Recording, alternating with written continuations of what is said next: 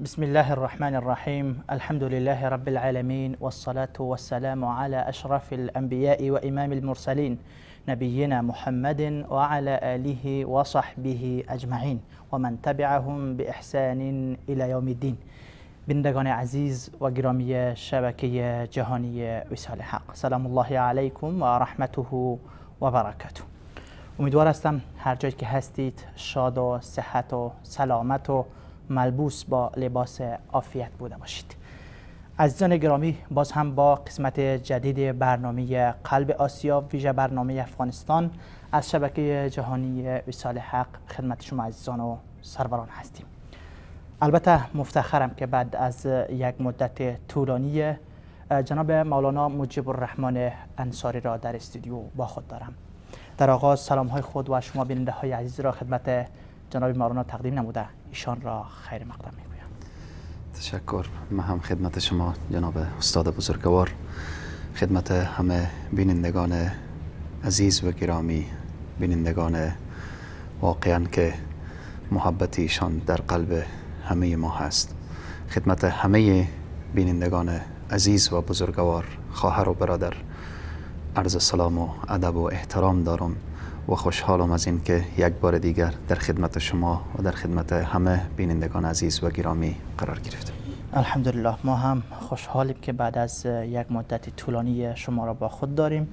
بیننده های عزیز، البته همه شما میدانید که کارشناس و مهمان دائمی برنامه ما جناب مولانا مجیب الرحمن انصاری از یک مدت طولانی و یک فاصله طویلی که ایجاد شد، اولا ماه مبارک رمضان آمد که برنامه های روتینی ما متوقف شد، برنامه های رمضانی بود و بعد از رمضان که برنامه های ما آغاز شد متاسفانه جناب مولانا را با خود نداشتیم چون ایشان به یک سفر رفته بودند. سفرشان البته به کشور عزیز ما افغانستان بود. بدون شک ما ماه مبارک رمضان را یکی از خونین ترین رمضان ها در افغانستان دیدیم و یافتیم. در خلال ماه مبارک رمضان حادثات خونین و دلخراش در نقاط مختلف کشور عزیز ما رخ داد و بعد از رمضان هم همه روزه یا یک روز در میان ما شاهد اخبار غم انگیز کشور عزیز خود هستیم. بدون شک بیننده های زیاد شبکه جهانی وصال حق و بیننده های قلب آسیا به خصوص در بیرون از افغانستان زندگی می کنند، در کشورهای اروپایی و آمریکایی زندگی می کنند، در ایران هستند، در کشورهای عربی هستند. این مسلمانان و این عزیزان ما افغانستان را فقط از خلال صفحات تلویزیون می بینند و اخبار افغانستان را از همین رسانه ها می شنوند. متاسفانه که رسانه های افغانستان برای ملت ما بجای اینکه یک دوایی باشه، علاج باشه، نه خیر، از یک طرف اخبار غم انگیز را صبح و شام به ما میرسانند و از طرف دیگر همان سما و پایکوبی و رقص و فحاشی و نشر بی‌حجابی و این همه اختلاط و غیره را به ما تقدیم میکنند که ملت ما که در این بیرون زندگی میکنن و افغانستان را از خلال این تصاویر و این رسانه ها میبینن، آنها در حیرت هستند، آنها مبهوت هستند که واقعا این افغانستان هست، افغانستانی که در خبرهای ساعت 6 اخبار انتحار و انفجار را به نشر میرساند که صدها وطن عزیز ما قربانی شده، اما ساعت 9 ما میبینیم که سریالی با بسیار مزخرفی و برهنگی به نشر میسپارند. واقعا این افغانستان است، این چه جریان دارد در کشور؟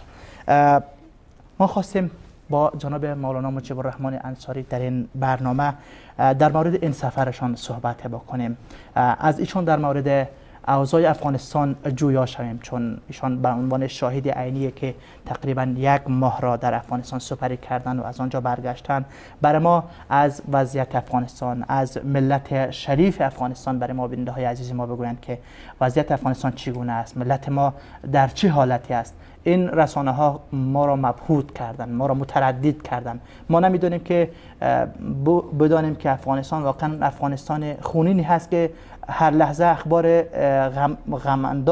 غمناک او را میشنویم، یا این افغانستانی است که با سیما و موسیقی و اینها برای ما معرفی می شود. این افغانستان هست.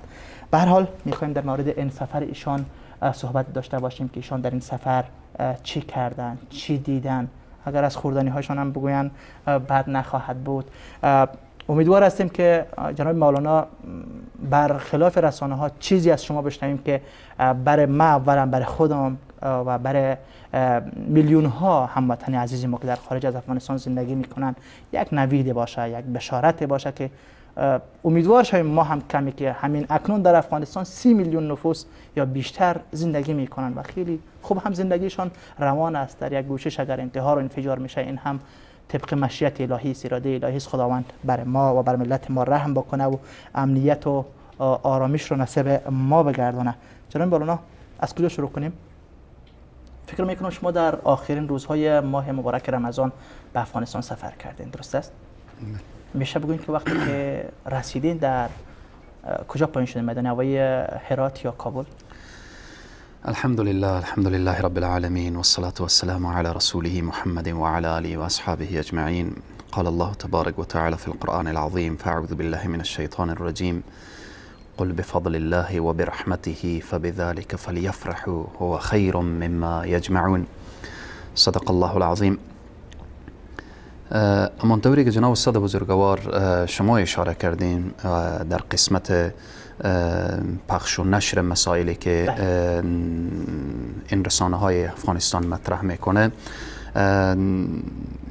ما همیشه بارها و بارها یکی از دسائس غرب و یکی از پلانهای غرب که اولین گامی که در افغانستان برداشته رسانه‌های افغانستان را به دست گرفته و همیشه از افغانستان میخواه که خارج از افغانستان نشان بده که این ملت جنگجو هست، این ملت درگیر هست، این ملت هر روز کشته میده و کشته میشه و به خاک و خون یکسان میشه.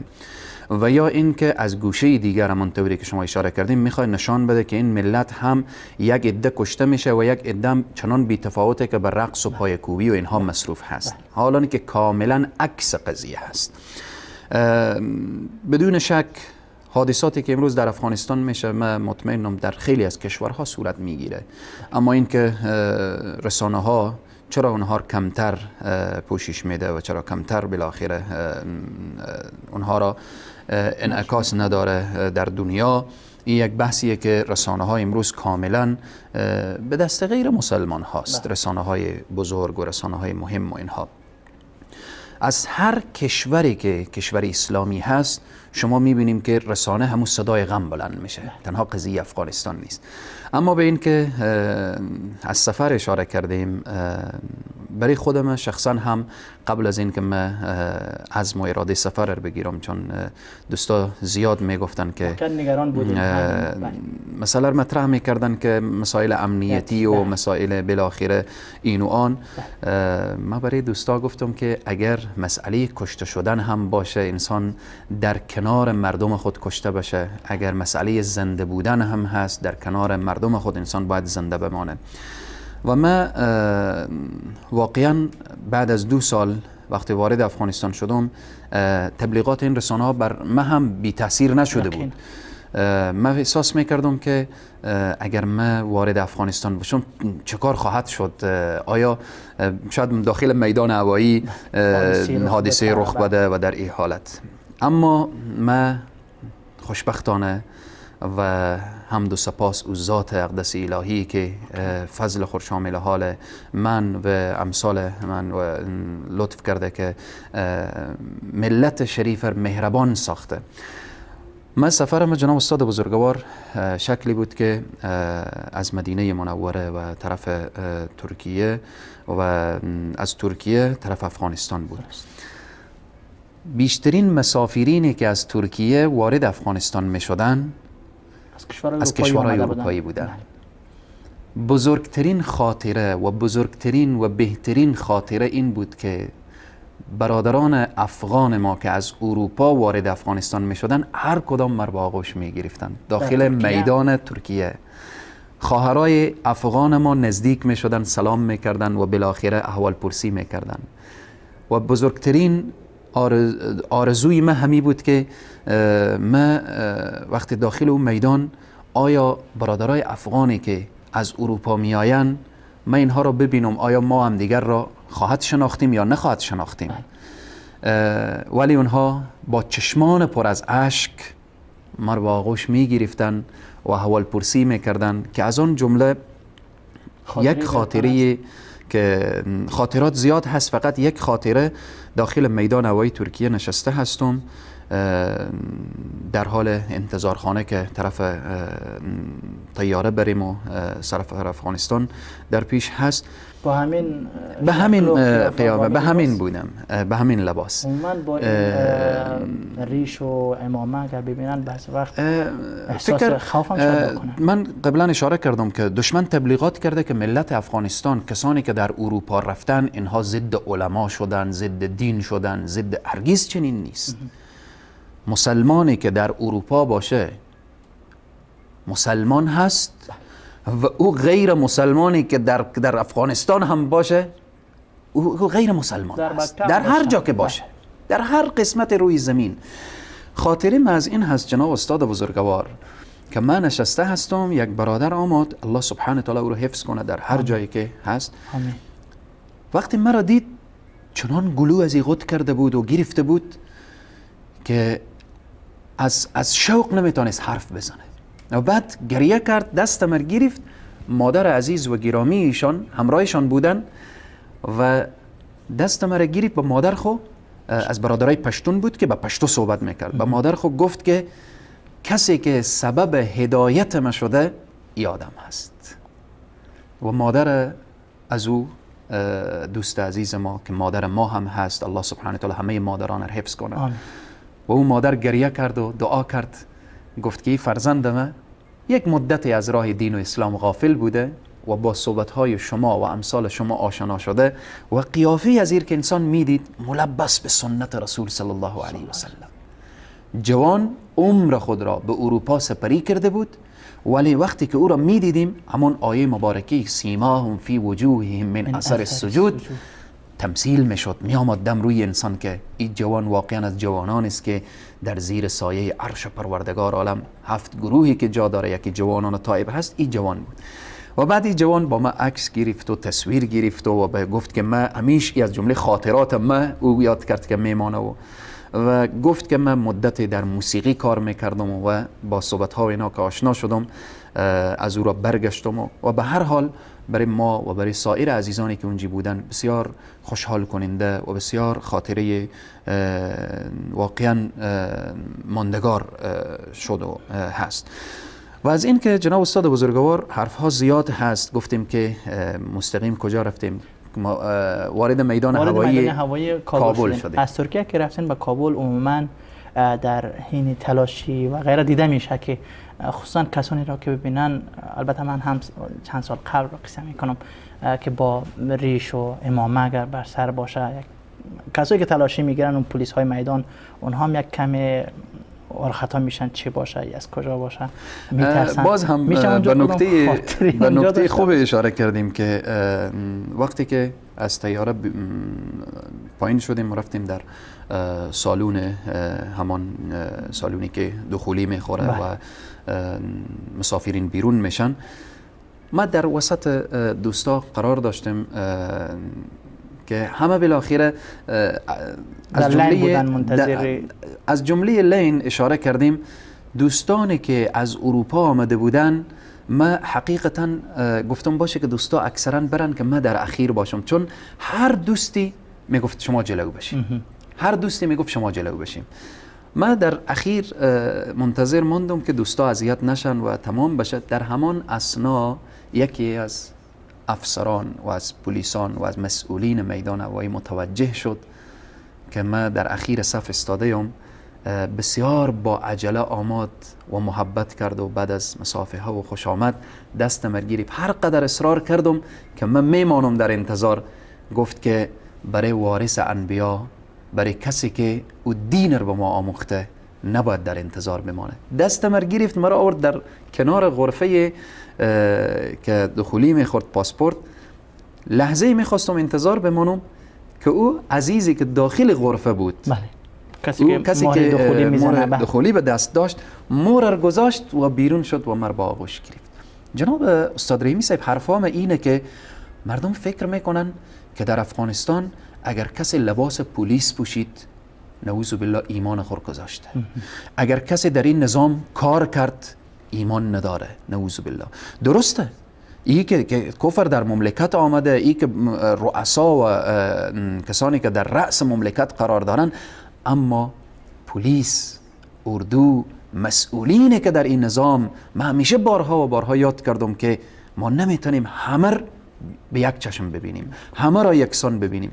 انسانهای مؤمن با مو لباس پلیس هم مؤمنه، با مو لباس اردو هم مؤمنه، با مو وظیفه و مسئولیت هم که داره، با ایمان و با اسلام و با مو وجدانی که غیرت افغانیت هست زندگی میکنه. بعد این مرا با آغوش گرفت و پاسپورت را احترامانه گرفت و خروجی زد و بعدا دخولی زد و من از میدان خارج شدم و بیرون شدیم با استقبال سایر دوستا و عزیزان تا ای که کابل نماندم و بعد به پرواز دیگر ساعت با تأخیر عازم شهر خواجه انصار و دیار خواجه انصار در سرزمین هرات باستان داخل شد. واقعا شوق و علاقه شما در آن لحظه که وقتی در ترکیه بودین میخواستین زود به کابل برسین، به کابل رسیدین، زود میخواستین که به هرات برسین. حادثه وقتی پیامبر اکرم صلی الله علیه و سلم را مشرکین مکه از مکه بیرون میکردن، به یادم آمد که وقتی که از مکه بیرون میشد رو طرف مکه کرد، گفت ای مکه، من تو را دوست دارم، اگر قوم تو من را از تو بیرون نمی کرد هیچگاه از تو بیرون نمی شدم. یعنی این به این معنا قدسیت مکه که مکان مقدس هست به جای خود این رو به ما نشان میده که محبت وطن، کسی که در یک جای تولد میشه، بزرگ میشه، نشون میکنه، اونس میگیره با این منطقه، با این خاک، با این زمین، یک چیز فطری و طبیعی هست. درست است؟ جناب استاد بزرگوار، من به یک کلام خلاصه کنم. امی انسان خارج از مملکت خود اگر پادشاه باشه و در داخل مملکت خود گدای مملکت باشه، اما گدایی مملکت، گدایی داخل کشور خیلی شرف داره بر پادشاهی که انسان به خارج از مملکت باشه. هر قدر انسان خارج از مملکت عزیز باشه، باز هم به نوعی از انواع به چشم بیگانه به او نگاه میشه. اما به داخل مملکت خود انسان وقتی که داخل میشه فکر میکنی که در حقیقت همون که وطن مادر هست، انسان به آغوش مادر قرار میگیره. وقتی انسان به آغوش مادر قرار گرفت میفهمیم چقدر احساس آرامش میکنه، احساس امنیت میکنه. من شخصا جناب استاد بزرگوار، ولو که دوستا برای من میگفتن که شاید در افغانستان بیایی مشکلاتی پیش بیایه، ناامنی هست، دشمن در کمین هست، و ما به صراحت کامل هم میفهمیدم که خب داخل افغانستان دشمن هست، دشمن با قوت هست، دشمن کار میکنه، فعالیت میکنه، امروز فضا برای از او هم باز شده. اما چیزی که مر آرام میکرد خود خاک همان وطن و همان مردمان غیور و با غیرت و با احساس و مجاهد خیز و شخصیت هایی که واقعا عاشق و شیدای علما و دین و اینها هستن و بودن. تشکر. شما از کابل سفر کردن به هرات، تا جایی که قبلا هم از صحبت های شما خبر داشتیم، از برنامه هایی که قبلا هم در هرات داشتین، انجمن شیخ الاسلام خواجه عبدالله انصاری بود که اونجا فعالیت داشتین. دارالعلوم عالی انصار هم یکی از یعنی مؤسسه های تعلیمی بزرگ حوزه غربی افغانستان به خصوص هرات است که ریاست آن را به عهده داشتین. فکر میکنم تصاویری که ما میبینیم از دارالایتام انصار، یعنی طبقی که تصاویر میبینیم و از دوستانی که اونجا سفر میکنن میشنویم، یکی از عجایب تعمیراتی شاید در افغانستان باشه، در منطقه باشه. همچنان مدرسه خصوصی دارین به نام انصار که اونجا هم فعالیت های فرهنگی ادامه داره. در این اواخر البته رادیوی صدای انصار هم مصروف فعالیت نشر اینها هست. میشه برای ما بگوین که وقتی که به هرات رفتین چه کارهایی کردین، چه کردین، که ها را دیدین، چه برنامه‌هایی داشتین در این مدت کوتاه؟ جناب استاد بزرگوار، همانطوری که قبلا اشاره کردیم که متاسفانه که آغاز کنیم خوب است؟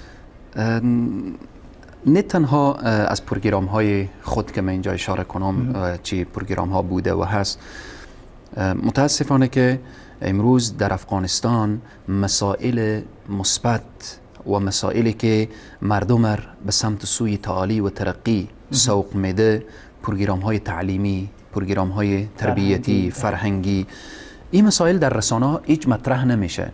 ما وقتی که در هرات میگیم همین پروگرام ها نه تنها در هرات بلکه در مرکز افغانستان که کابل هست، علما الحمدلله فعال هستند، دعوتشان، مؤسسات تعلیمی دینی و اسلامی که هست. ما با بسیاری از دوستا در مرکز هم وقتی که از هرات برگشتم با اونها ملاقات داشتم، با علما و با اینها، و با بعضشان از طریق تلفن و بعضشان حضوری.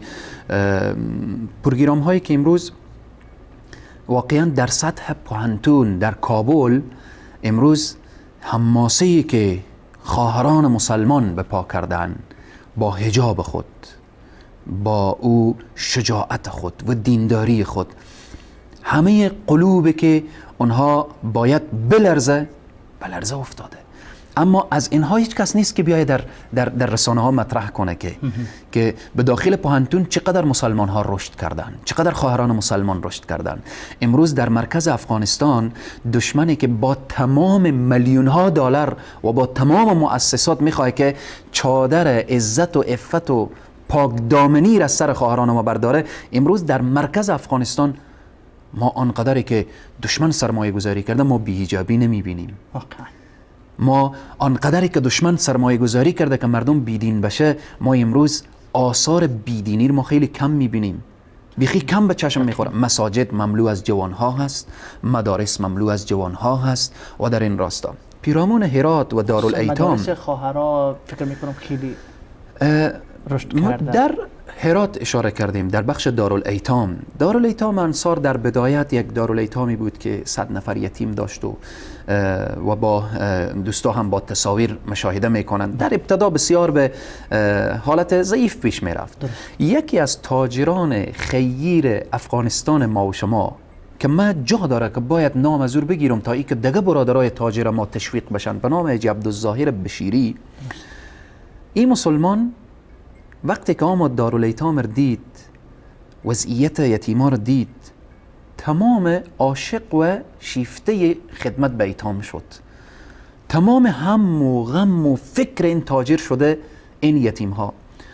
بعد از این که مسائل اقتصادی و غذایی اینها را تمویل میکرد، برای از اینها مکان ساخته که منطوری که شما اشاره کردیم. این مکان من فکر میکنم نه تنها در افغانستان بلکه در سطح آسیا شاید چنین مکانی ما کمتر به ایران سفر داشتین، به کمتر سراغ داریم. یعنی کشورهای هر کدام رو وقتی که نگاه میکنیم اینها، حتی من یک داستان و یک قصه از این که چون امیدوارم که تاجر اسوه و الگو قرار بگیره به سایر تجار ما که در ولایات مختلف ما این کار را داشته باشیم. این تاجر بر علاوه که دارالایتام را تمویل میکنه، مکان زیبایی را ساخته، تعمیر دارالایتام بود. بله. این وقتی که این مکان ساخته شد، در کنار این شبی از شبها جناب استاد بزرگوار جناب آقای بشیری الله سبحانه و تعالی ایشان فرزندان ایشان را حفظ کنه و تجارت اینا خیر و برکت عطا کنه و سایر تجاری که در راه خیر قدم برمیدارن، شبی از شبها در یکی از شهرهای ایران، این جای یکی از دوستا دعوت هست. در پیش ای تاجر بزرگوار میوه آورده میشه که بین اونها سیب هست. سیب وقتی که به دهن ازی با لذت و خوشمزه نشان داده میشه و از او خوردن سیب لذت میبره، میگه این نهال این سیب کجا هست؟ این از کدام درخته؟ میگن از فلان شهر. این تاجر برمیخیزه فردایش امی شهر به شهر میگرده تا این درخت همی سیب پیدا میکنه. و بعد با اونجی صحبت میکنه، میگه این نهال سب باید به دارالایتام شانده بشه تا یتیم ها از این سب استفاده کنن. الله. این نشان دهنده اینه که در افغانستان ما چنین تجار داریم، ما چنین انسانهای خیری داریم. این تاجر تا در افغانستان احساس امنیت و آرامش نکنه نمیای سرمایه گذاری نمیکنه. باید رسانه ها بیاین از این تاجر تقدیر کنن، باید رسانه ها بیاین دستاورد از این بالاخره به دنیا نشان بدن. یعنی مبلغی که این مصرف کرده قریب به 5 میلیون دلار آماده سرمایه گذاری کرده یک تاجر. ما تاجرای زیادی داریم در افغانستان که میتونن به عین این دارالایتام با این تعمیر و با این امکانات در ولایات مختلف ما داشته باشیم تا اینکه فرزندان مسلمان ها به اونجا مصروف درس و تعلیم و به اینها باشن. که امروزه در این مرکز دارالایتام که نشان داده شد که همچنین جا داره از مسئولی که در اونجا قرار داره فعلا حضرت شیخ ابوالایتام انصاری که مسئولیت حفظ و نگهداری و بالاخره سرپرستی این دارالایتام را دارن. ابوالایتام یعنی پدر ایتام. ما نکته خوب اشاره کردیم، چنان حضرت خواجه عبدالخالق انصاری حفظه الله به یتیم ها مشفق و مهربان هستند که این لقب دوستا گفتن که به اینه که شما باید مزین به این لقب بشین، پدر یتیمان بشین، ابوالایتام بشین. دیگه این مرکز یک مرکزیه که 750 نفر یتیم درس میخوانه با تمام امکانات و با تمام همه مسائلی که شما میبینیم از لحاظ درسی، از لحاظ تعلیم، از لحاظ مکان و بالاخره همه الله سبحانه تعالی همه مسئولینش و اساتیزش و که بخش ذکور و اناس هست، خواهرانی که اونجا زحمت میکشن، برادرانی که زحمت میکشن، الله همه جزای خیر عنایت بفرمایه. و این تاجری که این کار کرده الله سبحانه تعالی در حفظ و حمایه خود داشته باشه. آمین. تشکر، سلامت باشید. از اینجا یک امیدواری این هم برای ما پیدا میشه که یعنی ما در داخل افغانستان تا حال چنین شخصیت هایی داریم، چنین مسلمان های مخلصینی داریم که برای خدمت کردن به ملت، برابر از یتیم باشه، بیوه باشه، فقیر باشه، برای ملت خود آماده هستند که این مقدار هنگفت که شما گفتین 5 میلیون دلار را هم فدای ملت خود میکنن. و فکر نمی کنم که تنها حاجی عبدالظاهر بشیری باشه، شاید اینطور ما هزاران تاجر دیگری داشته باشیم که اگر آنها نیز همت کنن در هر ولایت اگر ما بتانیم یک همچون دارالایتام بزنیم شاید گل و گلزار شود کشور. حقیقتا شما همونطوری که اشاره کردیم که ما هزاران تاجر دیگری داریم، با واقعیت داریم، انسان‌های مؤمن، مخلص، متدین، نیت خدمت را دارن. مثال دیگری که دارالعلوم عالی انصار اور وقتی که نگاه میکنیم تمویل از اور باز به کل ملت افغانستان برمیگرده. یعنی تجار خیری که اور تمویل میکنن، حتی خواهرانی از داخل کشور، خارج از کشور، برادرانی که ما در دارالعلوم عالی انصار بیش از 500 نفر طلبه‌ای که هست که از 20 ولایت افغانستان یا بیشتر از 20 ولایت افغانستان طلاب تشکیل میده. و همچنین مدرسه خصوصی که شاید در تصاویر دوستا و عزیزا ببینن، اینها همه امیدوار کننده. اگر در وطن ما امنیت نباشه اینها درست درس خوانده نمیتونن. اگر در وطن ما تاجر کمک نکرده باشه اینها از کجا تمویل میشه؟ خیلی از مؤسسات خارجی برای ما مراجعه کردن که بیایم بالاخره ما شما را کمک میکنیم و تمویل میکنیم. گفتیم هرگز. این وطن هست، از خود تاجر داره، از خود معامله‌گر داره، از خود دکاندار داره، از خود کسانی داره که اینها میتونن در خدمت فرزندان این وطن باشن. پس بناهن هر کدام اینها رو که نگاه میکنیم به جز دارالایتام که یک تاجر هست که تمویل میکنه، دیگه کاملا دارالعلوم عالی انصار، دیگه در بخش مدرسه خصوصی انصار، در بخش رادیو صدای انصار و بعد میاییم صدها مدرسه دیگر، صدها مدرسه دیگر. و همچنین در خود فضای هرات شما از انجمن شیخ الاسلام خواجه عبدالله انصاری اشاره کردیم. ما تنها یک انجمن شیخ الاسلام نیست، در هرات ده ها انجمن هست که همه فعالیت دینی دارن، همه تلاش دارن، همه زحمت میکشن.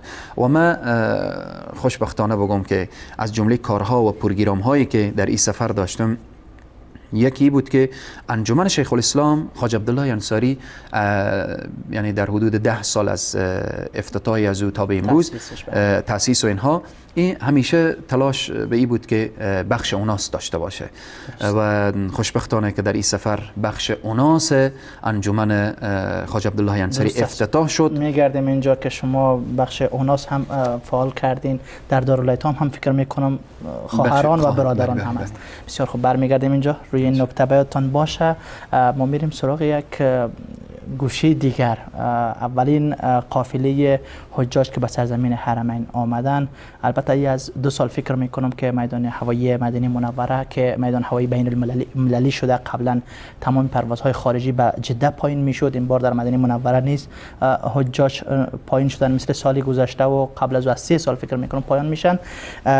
اولین کاروان حجاج افغانی که و سرزمین مدینه منوره پایان میشن، میبینیم که چگونه از حجاج افغانی ما استقبال شده که واقعا او هم با دیدنش شما هم لذت ببرین، بیننده های عزیز ما هم لذت ببرن. بیننده های عزیز، کلیپی است از استقبال اولین کاروان و یا قافله حجاج افغانی که به سرزمین حرمین شریفین، به سرزمین مدینه منوره رسیدند. رفیع جان، میتونی کلیپ را نشر بکنی؟ البته فراموش نکنم که فیلم بردار این کلیپ هم رفیع جان خودش هست با یک دوست دیگه که عبدالله جان، البته او هم قبلا با ما بود و عزیز هم، دو برادر کلیپ را تصویر برداری کردن. میبینیم صحنه جالبی هست، خوشحال کننده هست که چگونه از حجاج افغان استقبال میشه. اجازه است رفیع جان بیار کلیپ را به نشر بسپار لطفا.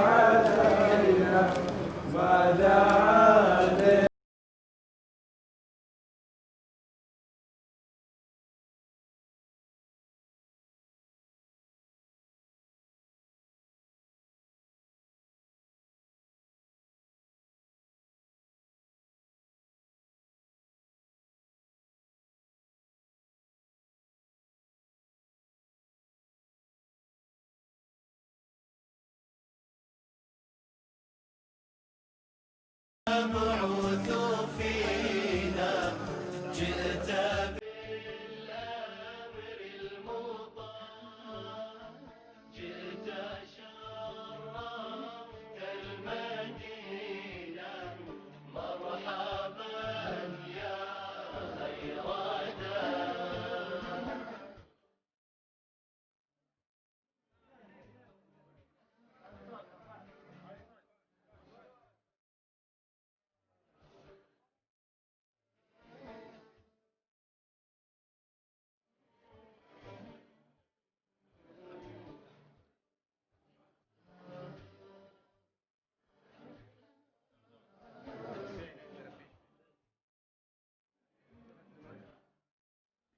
تشکر میکنم محمد جان عزیز. البته این لحظه استقبال از حجاج افغانی بود که اولین قافله حجاج افغانی فکر میکنم حجاج کرام ولایت سرپل فکر میکنم بودند. از ایشان استقبال صورت گرفت، بالاشان گل میپاشیدند و با آبی زمزم آنها را نوازش میکردند و همچنان سفیر جمهوری اسلامی افغانستان نیز در میان استقبال کنندگان بودند. جناب مولانا تعلیقی داریم بالای کلیپ؟ حقیقتا من فکر میکنم همین صحنه هر دوست و عزیزی که چی داخل افغانستان باشه چی خارج از افغانستان، همین ذوق و شوق در دلش پیدا شده که کاشک ما هم وارد این سرزمین مبارک حرمین شریفین می شدیم.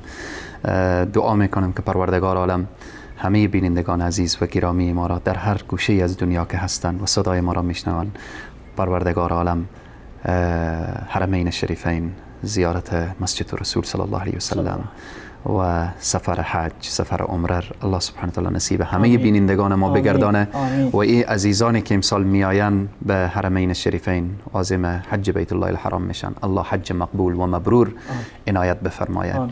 و نکته دیگه که من میخوام این اشاره کنم که فقط به این شکل استقبالیه از حجاج افغانی هست که 2 سال میشه بسیار رواج خوب شده و از دوستای استقبال میشه که اینها هم همه به فال نیک گرفته میشه که واقعا باید که از مهمانان الله سبحانه و تعالی استقبال بشه و امیدوارم که عزیزانی که صدای بندر میشنون و امسال عازم بیت الله الحرام میشن، اولا چی خوبه که نیت خالصانه و مخلصانه باشه و دوم همانطور که رسول الله فرمودن خذوا عنی مناسککم، حج مطابقت و موافق به حج رسول صلی الله علیه و سلم و سنت رسول صلی الله علیه و سلم. و نکته دیگر اینه که در حج عزیزان و دوستان دعا کنن در حق ملت افغانستان، در حق رئیس جمهور افغانستان، در حق کابینه، در حق وزرا، وکلا، کابینه‌ای که ساخته شده، دعا بشه به هدایت اینها، دعا بشه به اصلاح اینها، دعا بشه برای خوب شدن اینها. و من مطمئنم که حجاج ما وقت دعا کنن در منا، عرفات، مزدلفه، دعا رد نمیشه و دعا اجابت میشه و دعا قبول میشه و همه ما به حق همدیگر دعا کنیم.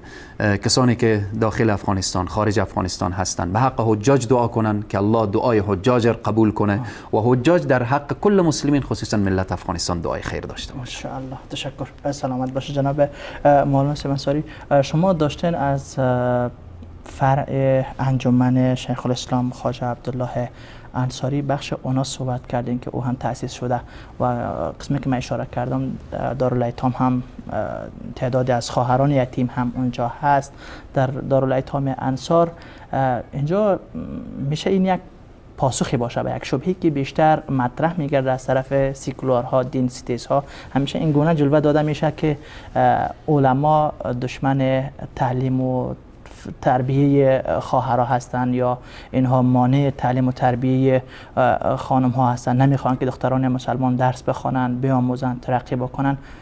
این پاسخی است به آنها که نخیر شما برعکس آنها خواهان تعلیم و تربیه و ترقی بخش خواهران نیست هستید و اکثر علمای افغانستان رو ما میبینیم همچون فعالیت هایی دارن، بیشتر فعالیت هایشون در بخش اوناس هست. دشمن وقتی که چنین برداشت میکنه یا این که انسان هایی که از دین آگاهی ندارن حرفا مطرح میکنن، حقیقتا وقتی که نگاه میکنیم دین مبین اسلام دینیه که خواهر و برادر در کنار هم دیگر ذکر میکنه. ان المسلمین والمسلمات والمؤمنین والمؤمنات والقانتین والقانتات.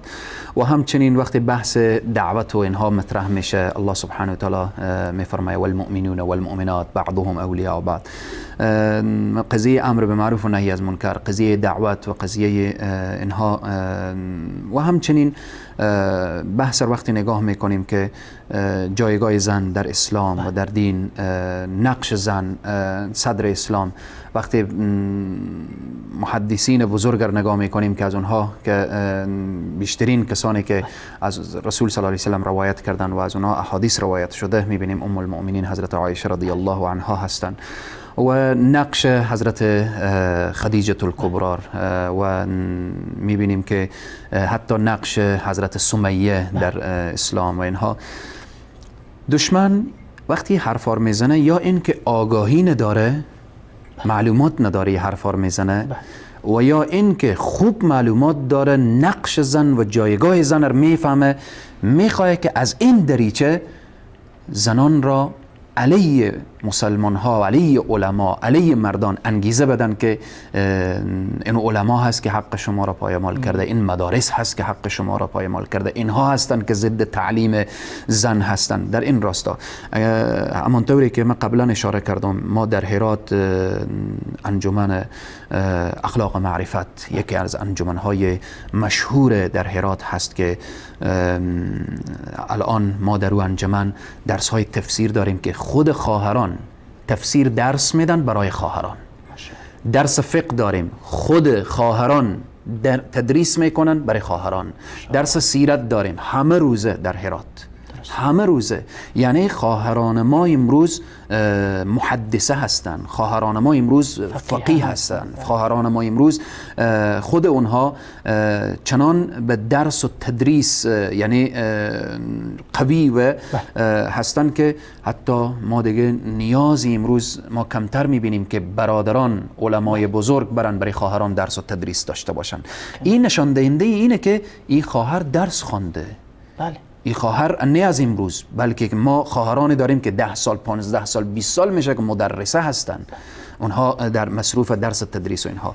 و در قسم انجمن اشاره کردیم، الحمدلله بخش اوناس انجمن خواجه عبدالله انصاری از خود شعبه حفظ داره و شعبه روحانی قرآن داره که از 7 ساله تا 70 ساله دروازه باز هست که خواهران بیاین قرآن را یاد بگیرن. و الحمدلله خواهران زیادی که فکر میکردن که هیچ وقت اینا قرآن را یاد نمیگیرن و اونها قرآن را یاد گرفتن و قرآن را خواندن. و حتی یک خواهر در سن قریب به 60 و 65 سالگی قرآن را یاد گرفته بود که اینقدر خوشحال بود و اینقدر خوشحال بود که میگفت که من الان هم از دنیا برم دیگه ارمان ندارم که من با قرآن میرم و با کلام پروردگار از دنیا میرم. و همچنین بخشای دیگری که در بحث فقه و در بحث سیرت رسول صلی الله علیه و سلم و اینها. و دارالایتام که شما اشاره کردیم و الان هم در تصاویر شما مشاهده میکنیم، بخش اوناس هست که الان از صنف اول تا صنف 10 و 11 و اینها خواهران رسیدن. و مدرسه خصوصی انصار که ما قبلا اشاره کردیم، مدرسه خصوصی انصار هم اینها هم بخش اوناس داره هم بخش ذکور. و در کنار این جناب استاد بزرگوار فقط یک دارالعلوم عالی انصار مستقل هست، یعنی به تمام معنا مستقل هست، یعنی دوره تفسیر خوانده میشه، حدیث خوانده میشه و اینها. اما دارالایتام انصار و مدرسه خصوصی انصار بخش ذکور و اوناس، اینها وقتی که از صنف 12 فارغ میشن، سند اونها سند عالی و سند بالاخره رسمی از معارف افغانستان و اینها، سند اونها در دولت و در نظام رسمیات داره و از اونجا که فارغ میشن. و در قسمت بخش اوناس که شما اشاره کردیم، نه تنها در دارالعلوم خصوصی انصار یا در دارالعلوم، ما بخشای دیگری که قبلا از انجمن اشاره کردیم، ما حلقات حفظ انجمن داره که بیش از 30 حلقه حفظ هست، بیش از 30 حلقه حفظ.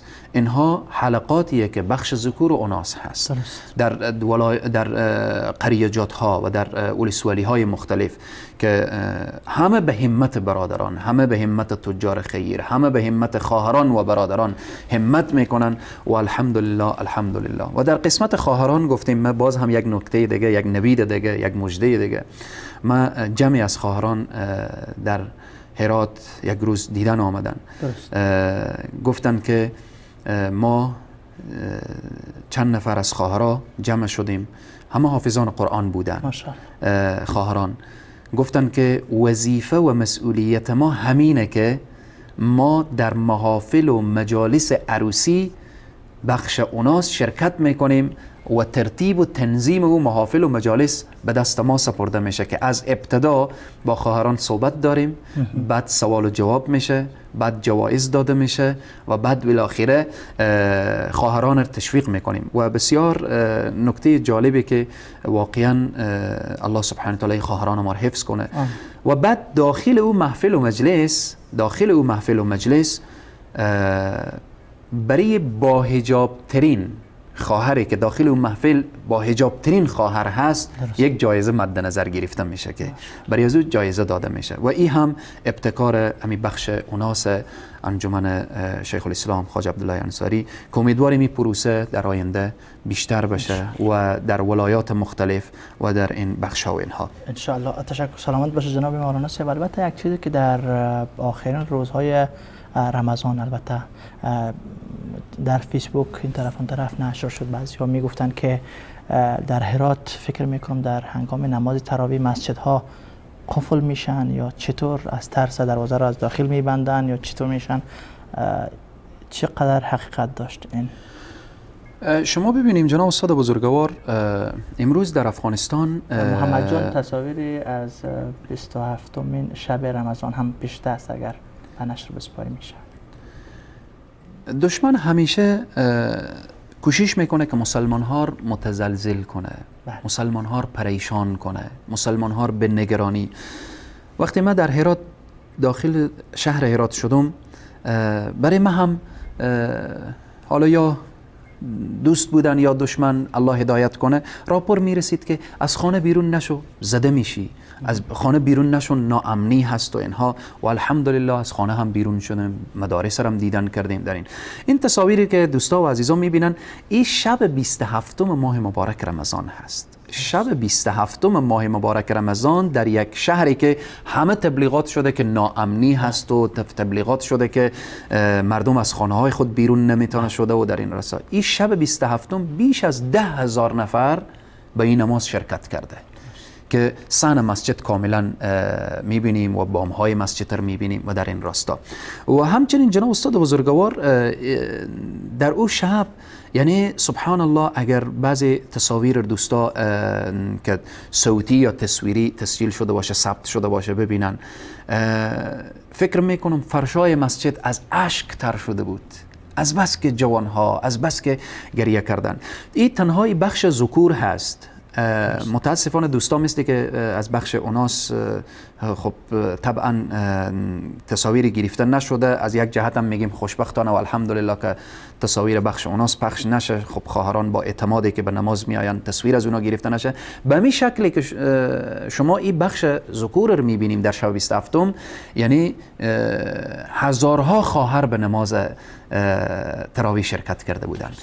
خواهرانی که یک وقت شاید فکر میکنیم که به نماز میگفتن که عجوزه ها بیاین، خواهرای بزرگ سن و بالاخره اینها بیاین، اما امروز الحمدلله به نمازهای جمعه و به نمازهای تراویح و به نمازهای عیدین خواهران جوان شرکت میکنن. چرا؟ خواهر وقتی الله سبحانه تعالی بری از او همان قوت و نیرو و انرژی داده، چرا در راه دین مصرف نکنه؟ چرا نه در خانه الله؟ چرا الله در جوانی سجده نکنه؟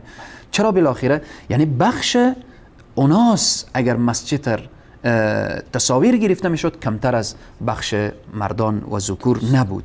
این نشان دهنده ذوق و شوق و نشان دهنده امنیت این شهر و دیار را نشان میده که الحمدلله کاملا مردم با آرامش و با آرامش خاطر و در این راستا.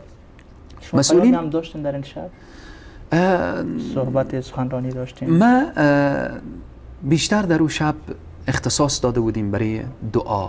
درست. و در حدود 1 ساعت، بیش از 1 ساعت دعا بود و همه گریه می کردن و همه شب قدر بود. به دوستا بیشتر همین حرف بود که همیشه حرف زدیم، همیشه صحبت کردیم، بیاییم شب قدر چنان با الله راز و نیاز داشته باشیم که اگر در گوشه و کنار شهر و دیار ما هم دشمنان تخریب میکنن و تبلیغات سوء میکنن و میخوان مردم رو متزلزل کنن و مردم رو به پریشانی بکشانن، بیایم برای از اونها دعای هدایت بکنیم. اگر اونها قابل هدایت نیست، بیایم دعای داشته باشیم که اونها از صحنه برکنار بشن و مردمان دیندار بیاین سر کار و مستر خدمت باشن. و همچنین جناب استاد بزرگوار از شب 27 شما یاد کردیم، من میخوام نماز عید اشاره کنم. نماز عید در جوار و تصاویر نماز عید هم از محمد جان پیشتون. نماز عید یعنی نماز با شکوه که بیش از یعنی قریب به 100,000 وجود داشت در نماز عید هم که قبل از نماز عید یک شب جلوتر برای ما هم میگفتن شما متوجه نماز عید خود باشیم، متوجه. کاملا این تبلیغاتیه که همونطوری که رسانه ها قبلا اشاره کردیم در یک ساحه و در یک منطقه درسته انفجار صورت گرفته، درسته مثلا انتحار صورت گرفته، اما این جمعیتی که شما میبینیم، این جمعیتی که بیش از 100,000 نفر نماز عید و مردم میآین با خاطر کامل، میآین با آرامش کامل نماز عید رو میخوانن. بعد از نماز عید همدیگر رو به آغوش میگیرن با مهر و با محبت و با صمیمیت. نگرانی روزهای عید به همه مسلمان ها از طرف دشمن بود، فلان مسجد انتحار میشه، فلان نماز و بالاخره در این راستا. و من خواهشم برای مسئولین حکومتی و کسانی که در رأسن اینه که این تبلیغات رو کم بکنن. این تبلیغات رو کم، مردم با اطمینان کامل، با آرامش کامل، مردم با یک ماه عبادت، با یک ماه شب زنده‌داری، با یک ماه روز در صیام آمدن در خانه الله سبحانه تعالی در این زمین. و این جمعیت رو شما ببینیم، این جمعیتیه که همه کسانی هستند که با آرامش کامل جمع شدن. اینا از یک منطقه نیست، اینها تشکیل دهنده از کل ولایت هرات و ولسوالی های دوردست به نماز عید آمدن.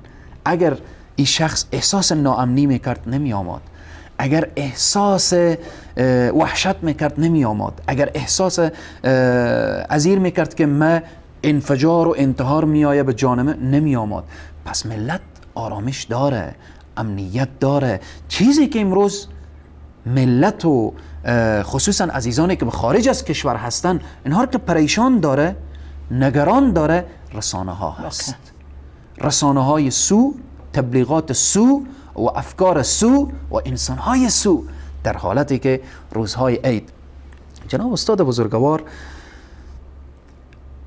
نه تنها شهر هرات بلکه از افغانستان تصاویر عید را می داشتیم.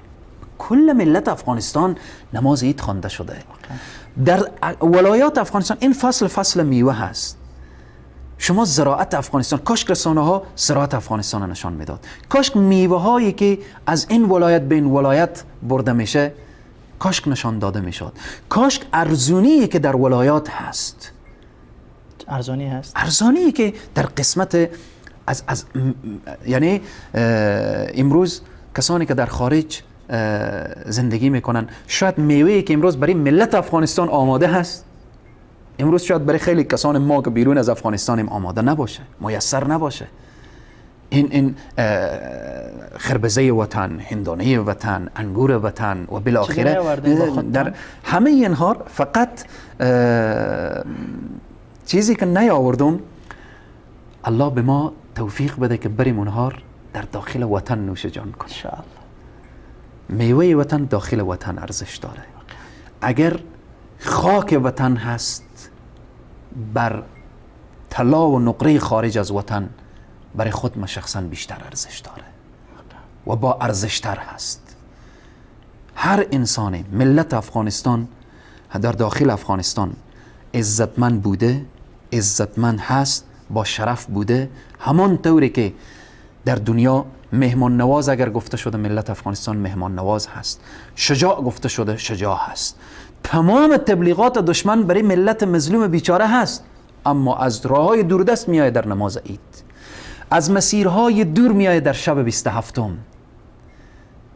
تمام تبلیغات دشمن هست، اما ملت افغانستان با شهامت کامل زندگی میکنه، احساس ناامنی نمیکنه. من جناب استاد بزرگوار دیدار با علمایی که شورای مدارس هست، شورای مدارس تشکیل میشه از دیدار میگین یا ما یک سخنرانی از شما را در روز عید بود فکر میکنم شنیدم در مورد ایدگاه میگفتین، چیزی بود اونجا؟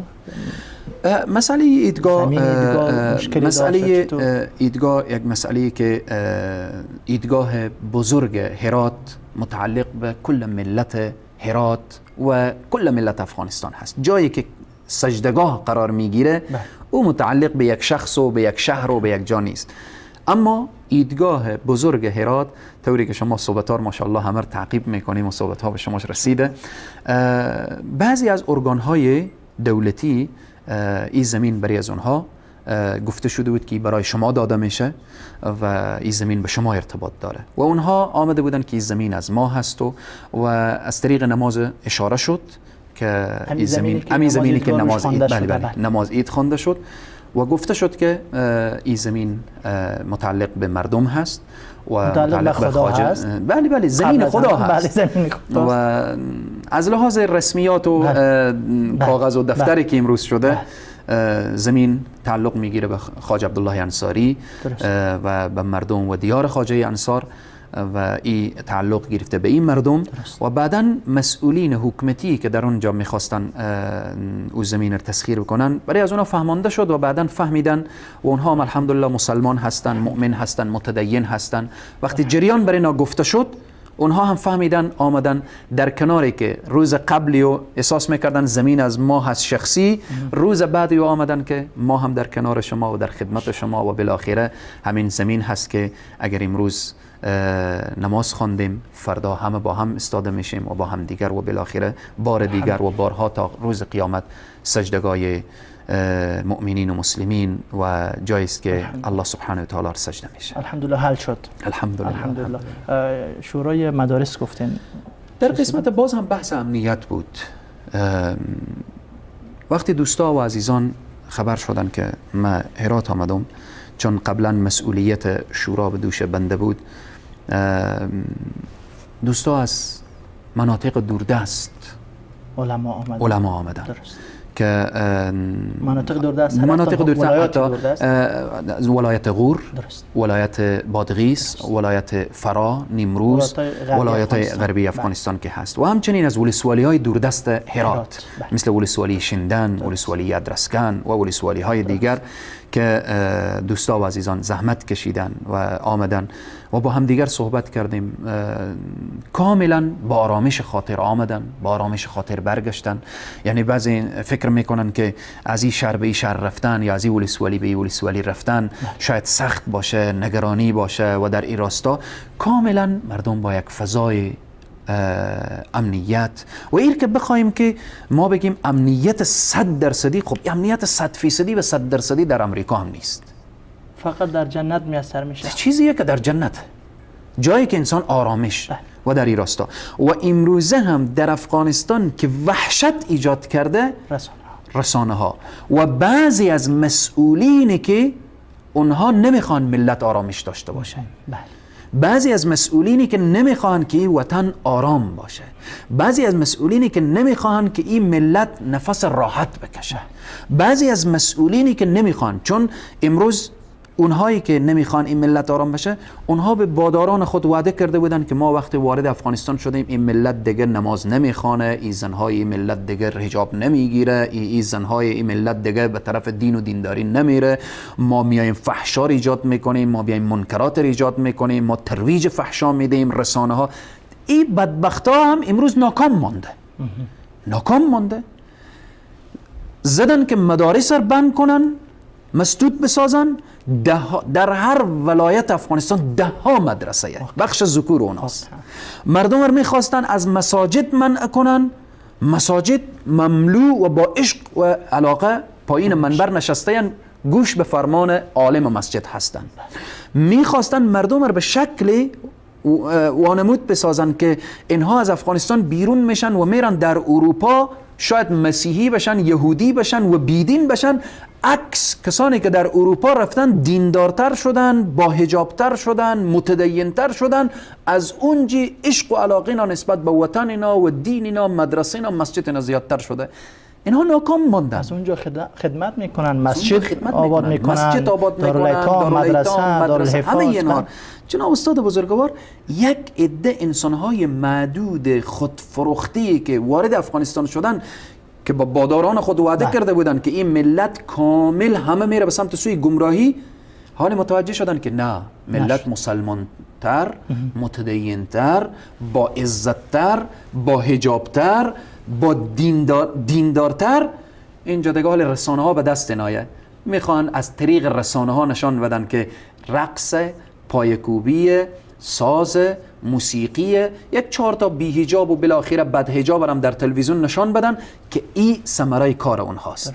دشمن در افغانستان ناکام شده، ناکام بوده، ناکام خواهد بود. یریدون لیطفئوا نور الله بافواههم والله متم نوره ولو کره الکافرون. تمام دشمنا دست به دست هم بدن ملت افغانستان، همان ملت شجاع، دیندار، مسلمان، مؤمن. الان من به شما مثال گفتم که وقتی من وارد کابل شدم، خصوصا وقتی که برمیگشتم از 2 شب در کابل بودم، کوچه و بازار کابل رو وقتی که انسان میبینه، خواهران محجبه، دیندار، جوانانی که در کابل هستند.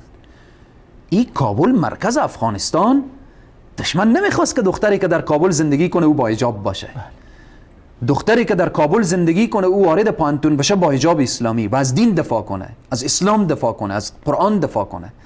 ما وقتی که طرف میدان می آمدم چند نفر از جوانان مخلص و متدین، جوانهایی که در کابل و از کابل هستن، اینها همراه ما تا میدان آمدن. لا اله الا الله، محبت اینها، ذوق اینها، شوق اینها. این کسانی که به من محبت میکنن این نشانه دینداری اونهاست.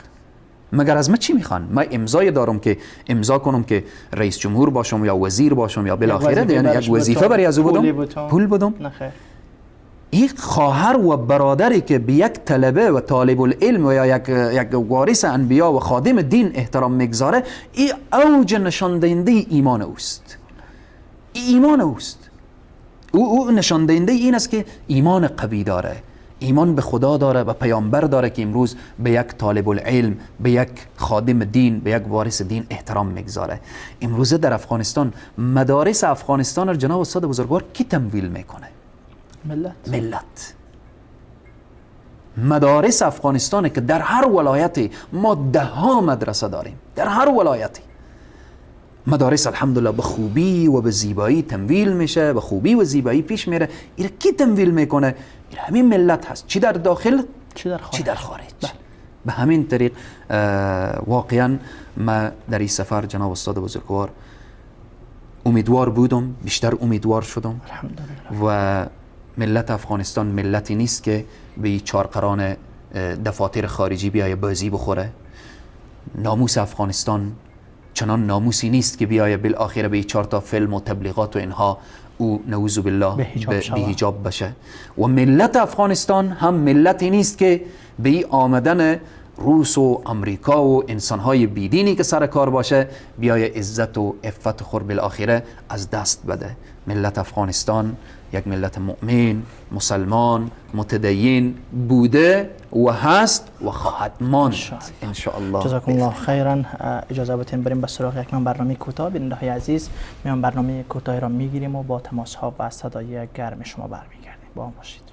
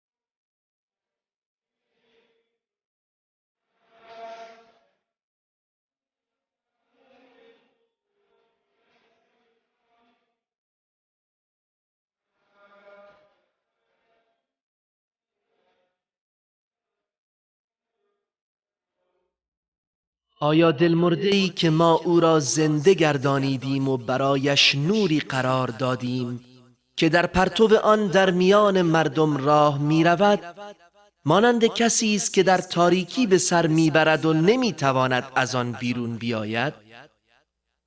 این گونه کارهای کافران برایشان آراسته شده است. وصال حق مرهمی بر دلهای بیمار.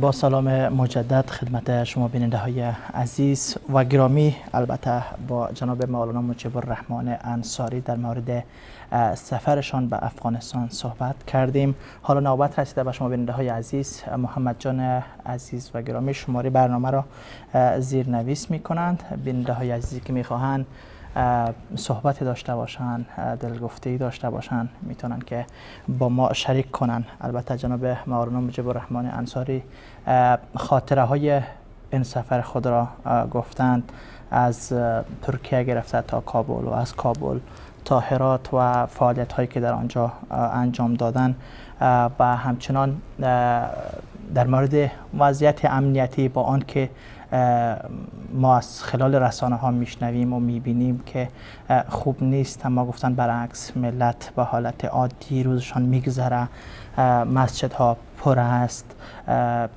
شب 27 رمضان تصاویرش شما دیدین که ده ها هزار نفر، تنها این تصویر یک مسجد بود. کاش ما میتونستیم که از تمامی ولایت افغانستان، از مساجد افغانستان که ملت شریف افغانستان در خلال ماه مبارک رمضان شبها را در قیام سپری کردند، قرآن را ختم کردند، در مساجدشان میدیدیم و همچنان تصاویری از نماز عید را دیدیم که تنها یک عیدگاه شهر هرات بود. در هرات علاوه از این چندین عیدگاه دیگه هست. در سایر افغانستان عیدگاه‌هایی هست که ملت شریف افغانستان روز عید با چقدر شوق و ذوق برای ادای نماز عید میروند. اطفال چقدر خوشحال به سوی نماز عید میرفتند. تصاویر کاش ما می‌داشتیم از تمامی نقاط افغانستان، اما این نمونه‌ای بود که خدمت شما عرض کردیم و جناب مولانا چنان تشویق کردند که من خودم آماده شدم که هر چه عاجل برگردم به وطن. یقینا میلیون ها هموطن عزیز ما که در بیرون از افغانستان هستند همیشه دلشان برای وطن میتپه، اما این رسانه ها را که میبینن از رفتن به وطن پشیمان میشوند، آماده نمیشوند که بروند.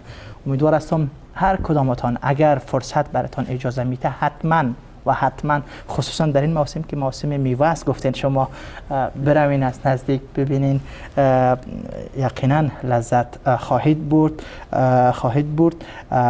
از ارزانی میوه گفتن کسانی که در خارج از افغانستان زندگی میکنن، واقعا اگر کسی یک خربوزه خریده باشه میفهمه که یک خربوزه را $10-15 تقریبا ما میخریم. خربوزه‌ای که در افغانستان $10 است، 10 افغانی است، 10 افغانی چند سنت شاید دلار شوه.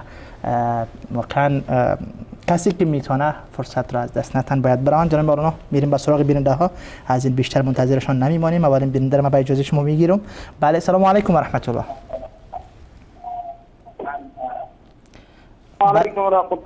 و علیکم السلام و رحمت الله و برکاته. بیننده عزیز خودم معرفی کنید، از کجا تماس گرفتید؟ محمد حیدری از افغانستان، از ولایت هرات.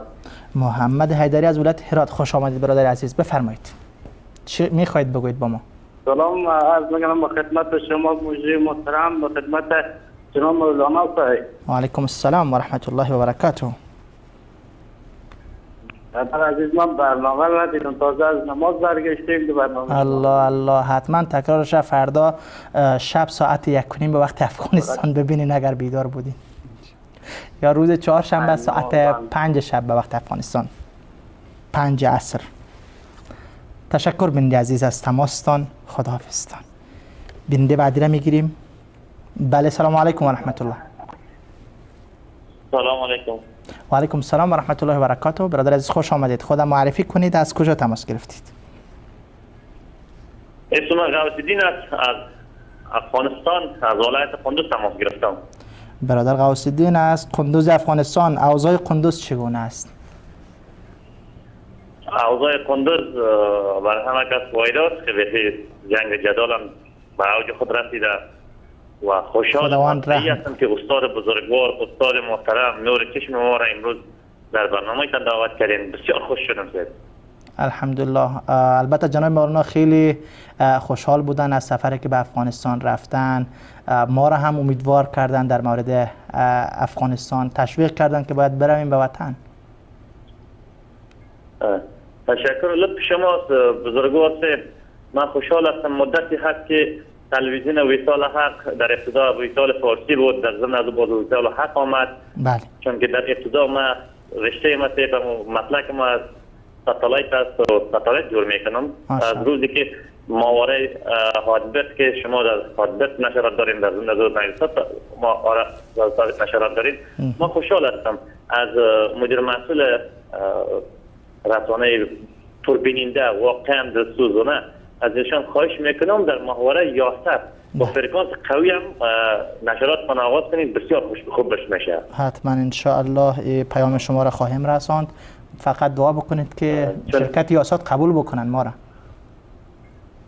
انشالله کوشش کنیم که امیرم. انشالله. چون ما تقریبا 8 سال میشه 9 سال میشه که در این تکنیک ما کار میکنم. چون ابتدا ما وصال حق نشرات شما در همه مردم نشان داده بودیم، چون که شما دروغای قزوینی و دروغای کلی رو نشان میدین، بسیار خوش میشم. خربوزه قندوز چطور است امسال؟ خربوزه قندوز سید همین چند دقیقه پیش من جای میمون بودم، همراه پدر جانم چندان دوستا میمون بودیم. همین قضیه خربوزه و تربوز قصه میکردن که بدبختانه 5 افغانی 4 افغانی سیر شد. تشکر بنده عزیز، تشکر از تماستان. خداحافظ. بزرگوار لطف شما. ما خود ما تربوز کشت کرده بودیم تقریبا کسایی که کشت زمین به جور زمین، اما 4 افغانی نفروختیم دارم تگوا دادن. واقعا کسایی که کشت کردن برای اونا مشکل است، اما کسایی که مثل ما میخرن برای اونا خوب. از همین دو استاد بزرگوار هم میگفتم، از دستاشون تشکر. سلامت باشم بنده عزیز. خداحافظ. تشکر. بنده بعدی را میگیریم. بله سلام علیکم و رحمت الله.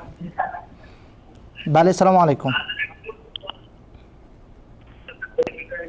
بله سلام علیکم. بله لطفا صدای تلویزیونتان را خاموش کنید بنده عزیز. بنده بعدی را میگیریم. بله سلام علیکم و رحمت الله. السلام علیکم و رحمت الله تعالی و برکاته. و علیکم السلام و رحمت الله تعالی و برکاته. بفرمایید برادر عزیز. تشکر. سلام و عرض ادب دارم خدمت شما. محمد شفیع جان امینی خوش آمدید. بفرمایید. بله بفرمایید. تشکر. واقعا یک برنامه بسیار خوبی بود امشب و برای ما یک خاطره من که من فکر میکنم با خود هر لحظه که فکر میکنم من یک خواب دیدم مولانا صاحب انصاری در خواب به حدود از 26 رمضان که آمدم که شب امروز 27 رمضان بود و بعد از 2 جمعه بعد از ماه مبارک رمضان که مولانا صاحب رفتم و فکر میکنم یک خواب بود که از خواب بیدار شدم و دیگر مولانا صاحب ندیدم.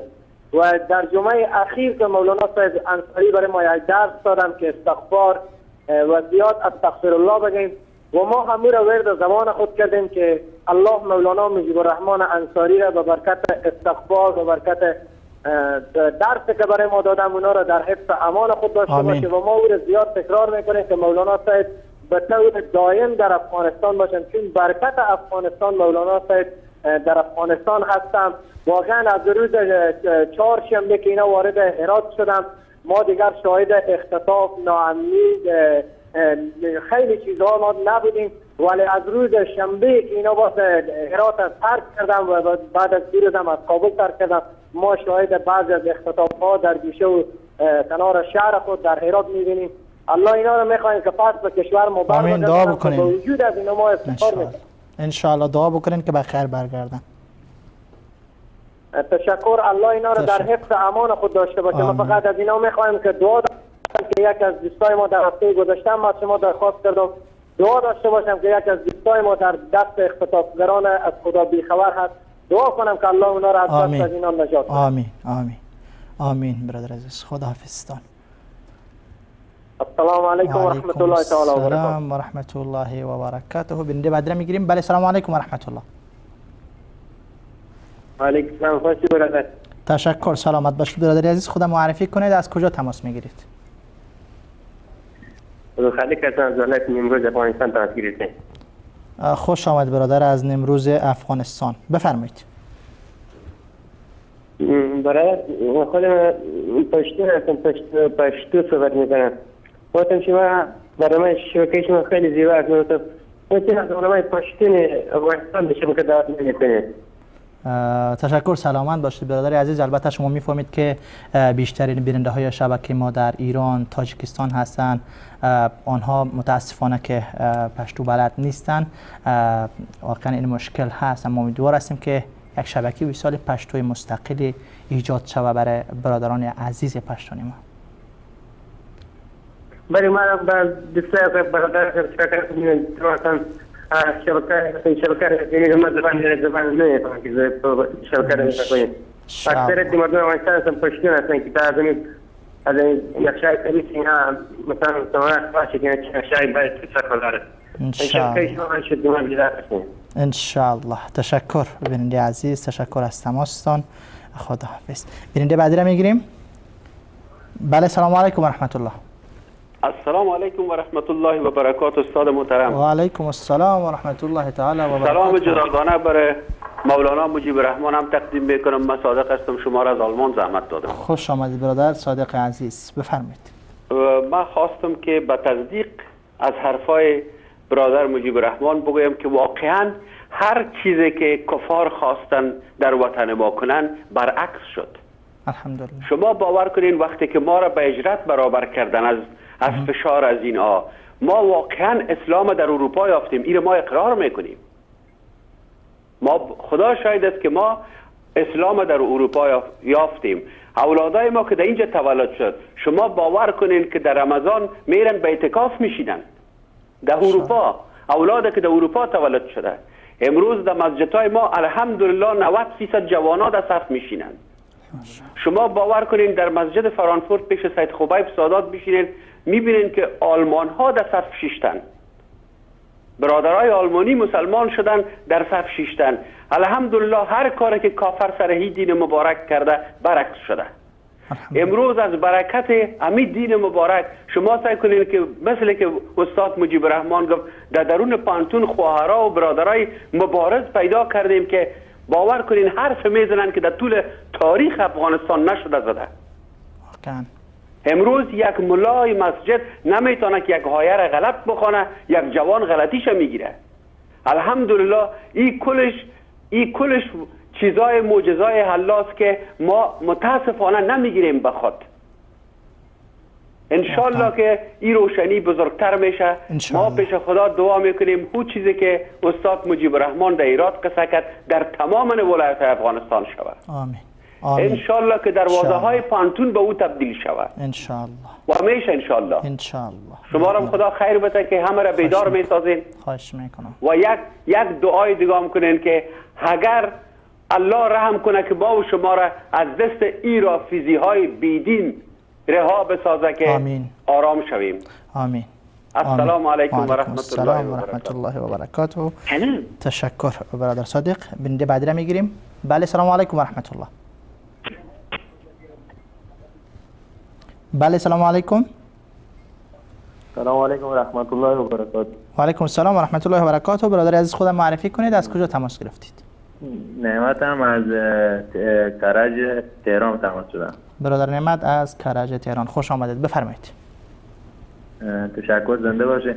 استاد من خواستم بگم ما تو صادقیه تهران یه مسجد بعد خوشبختانه از اهل تسنن افغانی ها که به جمعه میایم خیلی نصف اون مسجد تشکیل مده که 1000 نفره یعنی 500 افغانی. بعد اونجا یک کلاس هم ما دایر کردیم که یک استاد از کرمانشاهی که با ما روحانی تدریس میکنه واقعا خوشحاله. بعد خواستم یه سوال از استاد بکنم که جماعت تبلیغی چی حکم داره اگر ما یک موقع خواستیم از مشهد بریم؟ گفتم در این مورد اکبر. متوجه نشدم سوالتون. گرفتین شما؟ درست است، سوالتون را جناب مولانا گرفتن، ان شاءالله پاسخ خواهند گفت. تشکر از تماستان برادر عزیز، خداحافظ. بنده بعدی را میگیریم. بله سلام علیکم و رحمت الله. سلام علیکم و رحمت الله و برکاته. و علیکم السلام و رحمت الله تعالی و برکاته. خوش آمدید برادر عزیز، خودم معرفی کنید، از کجا تماس گرفتید؟ ما آقای مرزایی هستم از شهر همکالمان. برادر مرزایی خوش آمدید، بفرمایید. بسیار ماشاءالله شبکه خوب شیرین خوب داریم انشالله. بسیار سلام مجیب الرحمن برسانید انشالله. علیکم السلام. خودم اسم مجیب الرحمن است که دوست دارم مجیب الرحمن، اسم خودم مجیب الرحمن گذاشتین ماشاءالله. انشالله بسیار خوشحال هستم انشالله. در تلویزیون همیشه میبینیم، بسیار خوشحال میشیم انشالله. الله سبحانه و تعالی عزتشان بکنه انشالله. آمین. انشالله ما هم دعا بکنید، بسیار زیاد دعا بکنید. از شما هم التماس دعا داریم برادر عزیز. سلام از طرف تمام مسلمانای همبورگ برایشان میرسانم ان شاء الله. تشکر و علیکم السلام و رحمت الله و برکاته. خداحافظتان. بنده بعدی را میگیریم. بله سلام علیکم و رحمت الله.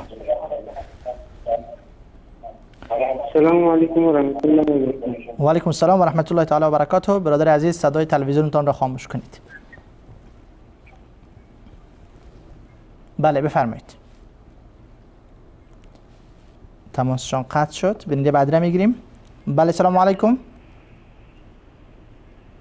سلام. و علیکم السلام و رحمت الله. خوش آمدید. بفرمایید برادر. من مولانا مجیب الرحمن رو خیلی دوست دارم. خب میخواستم بدونم که مولانا به سیستان و بلوچستان میان یا نه؟ ما منتظر دیدار ایشون باشیم یا نه؟ درست است برادر عزیز، گرفتیم سوالتان را. انشاءالله که جناب مولانا انصاری بتوانند یک روز به استان سیستان و بلوچستان بروند و خداوند روزی را بیاره که مولانا عبدالحمید شیخ الاسلام حفظه الله روزی به افغانستان بیاید انشاءالله. بنده بعدی را میگیریم. بله سلام علیکم و رحمت الله. بله سلام علیکم و رحمت الله تعالی و برکاته. و علیکم السلام و رحمت الله.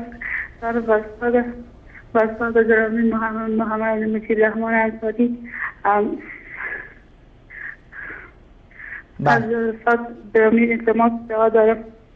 ما بسیار دوستشان داریم. انشاءالله ما را به جمع نورانی خواستم قبول کنین. واقعا افتخار وطن ماست. بسیار زیاد خوشحال شدم که به افغانستان آمدن و از کجا تماس میگیرید شما؟ دوستشان داریم. شما از کجا تماس میگیرید؟ از کابل استاد گرامی هم از کابل مادر محمد هارون هستم. بسیار خوب بسیار خوب خواهر گرامی. تشکر.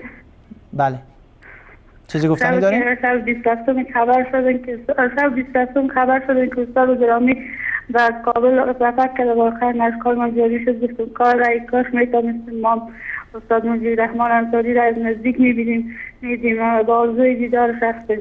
انشاءالله خداوند فرزندان ما را هدایت کنه، توفیق بده که شاگرد ایشان شما استادان گرامی شود. شبکه زیبای روز داشتنی که واقعا مثل روح در وجود ما چیز داره. ما قدر جان خودم که زیاد شبکه رو دوست داریم. استاداره تشکر. سلامت باشید. آمین. تشکر خواهر گرامی. و علیکم السلام و رحمت الله. و علیکم السلام و رحمت الله و برکاته. تشکر از تماستان خواهر گرامی. بنده بعدی را میگیریم. بله سلام علیکم و رحمت الله. بله سلام علیکم. سلامت باشید برادر عزیز. آخرین بنده عزیز که تماستان با استودیو وصل شده. بفرمایید. بله وصال حق برنامه قلب آسیا. بفرمایید. سلام خدمت مجید الرحمن انصاری. و علیکم السلام و رحمت الله. بفرمایید. تشکر. سلامت باشید برادر عزیز. تشکر از بیننده های عزیزی که تماس گرفتید و بیننده هایی که پشت خط ماندین و نمیتونیم تماستان را بگیریم چون وقت برنامه رو به پایان هست. تشکر از تمامی شما عزیزان. جناب مولانا تماس های بیننده ها را شنیدین. دقایق پایانی برنامه است. گفتنی دارین؟ سوالی بیننده ما؟ تشکری میکنم از همه بینندگان عزیز و گرامی. الله سبحانه و تعالی همه در حفظ و حمایت خود داشته باشه. فقط دوست ما سوال کردن که آیا ما میتونیم با جماعت تبلیغ از یک شهر به شهر دیگر بریم یا نریم؟ اولا بحث جماعت تبلیغ یک حرکتیه که ما نمیتونیم یک حرکت بگیم که کاملا امی درست هست. هر گروه و هر حرکت نکات مثبت و منفی خود را داره، ولی روی هم رفته در بعضی از مناطق تاثیرات بسیار مثبت هم گذاشته و بسیار مفید واقع شده. فقط میخوام این نکته اشاره کنم به عزیزانی که به جماعت تبلیغ میرن، اولا رضایت پدر و مادر شرطه که پدر و مادر راضی باشن و اگر فامیل و خانواده دارن یعنی اولاد دارن، بر رفتن ایشان خانواده اونها پریشان نشه، نگران نشه. یعنی بعد از این که حرکت هم طرف تبلیغ و اینها دارن، کار نیک و کار مبارکیه. و دوست دیگر ما که از سیستان و بلوچستان گفتن که آیا میاییم یا خیر، یا آرزوی همیشگی ما هست که ما دوستان و عزیزانی که در سیستان و بلوچستان، در خود اصلا زایدان شهر حافظان قرآن، از جمله آرزوهای ما بوده و هست نه تنها این شهرها بلکه کل ایران از مناطقیه که انسان باید ببینه. ما قبلا هم سفر داشتم چند سال قبل ایران و متاسفانه که بعد شرایط روزگار آمد که فاصله گرفت نتونستیم رفته. امیدواریم که انشالله الله فاصله ها رو برداره که دوستان و عزیزانی که در سیستان و بلوچستان هستند، در کل مناطق هستند، ایران، همه عزیزانی که افغانستان بیاین که هم دیگر ببینیم. ما ملت افغانستان در ایران قدم بگذاریم. نه تنها ایران و افغانستان بلکه آرزوی همه ما اینه که در هر نقطه از دنیا، چی در افغانستان، تاجیکستان، در کل دنیا که مسلمان هست، آرزو داره که با همدیگر برسن، همدیگر رو ببینن. بناهن از عالم دور این عزیزی که این محبت رو داشت، پیشانی این عزیز رو میبوسیم و الله سبحانه و تعالی نصیب بگردانه که ما روزی باشه که در سیستان و بلوچستان در کنار عزیزان و دوستان خود بریم و از نزدیک ببینیم و با اونها گفتگویی باشه و الله سبحانه و تعالی ایشان را حفظ بفرماید. آمین.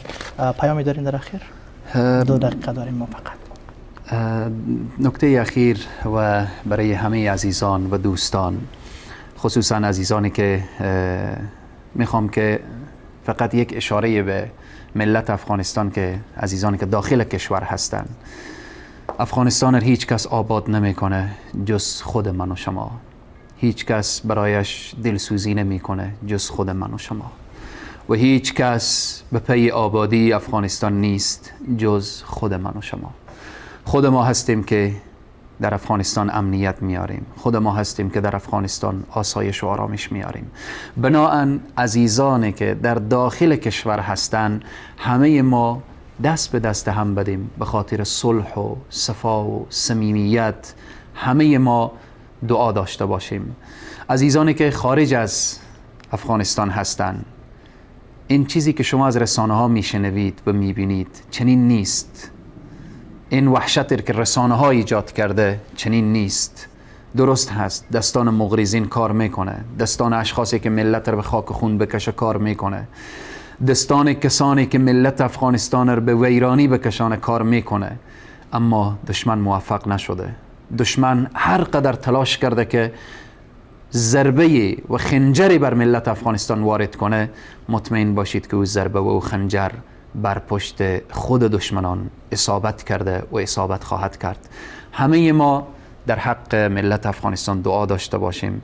همه ما همیشه از مثبت ها بگیم، از امیدواری ها بگیم، از زیبایی ها بگیم. همه ما از او خوشحالی هایی که در وطن، در گوشه و کنار افغانستان هست، از اونها مطرح کنیم.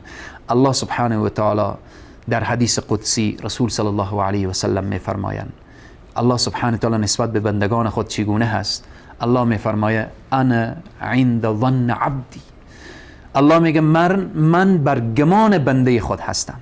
اگر ما همیش گفتیم افغانستان آزاده، امنیت، صلح، صفای، صمیمیت، کار، تجارت، باور کنید این در افغانستان می آید. اگر یک انسان همیش بگه من مریضم، آخر مریض میشه. اگر گفت من صحیحم و سلامتم و تندرستم، باور کنید که انسان تندرست میشه.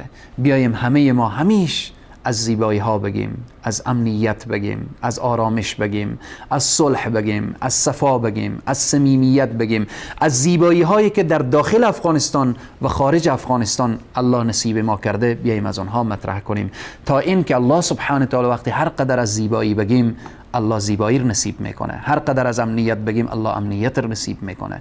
هر قدر از دین و دینداری بگیم الله همان قدر دین و دینداری رو نصیب میکنه.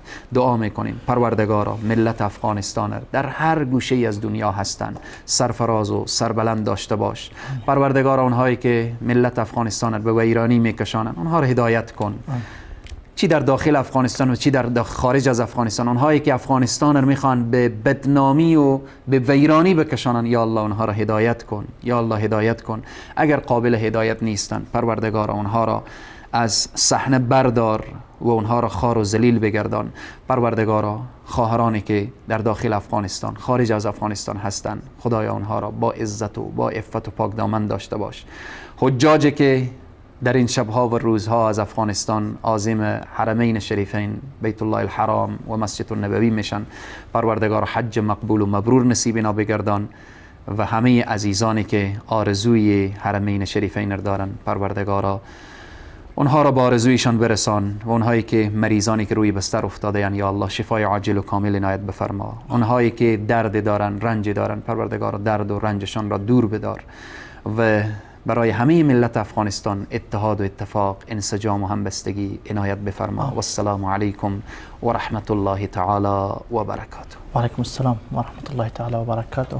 تشکر، سلامت باش جناب مولانا صاحب. تشکر از تمامی شما عزیزان بیننده که تا این لحظات با ما بودید. یقینا از این سفرنامه جناب مولانا مجیب الرحمن انصاری مستفید شده باشید. همه شما عزیزان را به خداوند یکتا و یگانه میسپاریم. الله یار و مددکارتان. و السلام علیکم و رحمت الله و برکاته.